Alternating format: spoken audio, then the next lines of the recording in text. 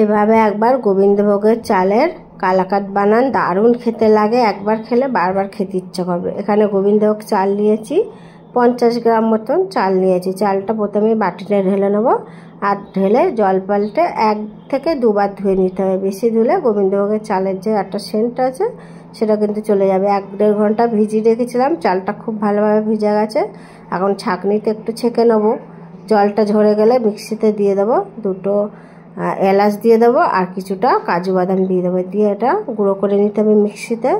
দেখুন গুঁড়ো করে নিয়েছি, একটা দানা দানা আছে, ঠিক এরকম গুঁড়ো করে নিতে হবে। এদিকে দুধ বসিয়ে দিয়েছি, দুধটা একটু ফুটে উঠলে দিয়ে দেবো গোবিন্দভোগ চাল যে গুঁড়ো করাটা, ওটা অল্প অল্প করে দেবো আর নেড়ে ছেড়ে নিতে হবে। একভাবে একসাথে দিতে যাবেন না, এটা ডালা ডালা পেকিয়ে যাবে। এবার কিছুটা চাল সিদ্ধ হলে এখানে দিয়ে দেবো 1/2 কাপ চিনি। চিনিটা দিয়ে আবারও খুব ভালোভাবে মিক্স করে নিতে হবে। আর চালটা হতে হতে খুব এরকম একটা গাঢ় টাইপের হয়ে যাবে। আর একটু আমি নেড়ে ছেড়ে এখানে দিয়ে দেবো 1 চামচ বাটার দিয়ে দেবো। বাটারটা দিয়ে আবারও খুব ভালোভাবে গোবিন্দভোগের চালের সাথে মিক্স করে নেবো। নিয়ে এরকম শুকনো টাইপের ডো হয়ে গেছে।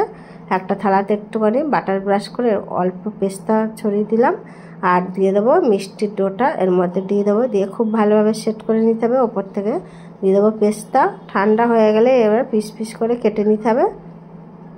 আর এই গোবিন্দভোগের চালের বরফিটা খেতে এত ভালো হয়, এত টেস্ট হয়। সামনেই কিন্তু দুর্গাপূজা, এইভাবে বানান, খেতে অসাধারণ লাগে।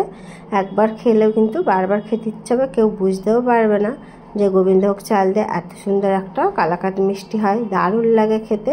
এভাবে বানান, দেখবেন বারবার খেতে ইচ্ছা হবে। দারুণ খেতে লাগে। রেসিপিটা আপনাদের ভালো লাগলে কমেন্ট করে জানাতে পারেন। আর একটা মিষ্টি আপনাদের ভেঙে দেখাচ্ছি, দেখুন কতটা নরম হয়েছে। রেসিপিটা ভালো লাগলে সাবস্ক্রাইব করে রাখবেন।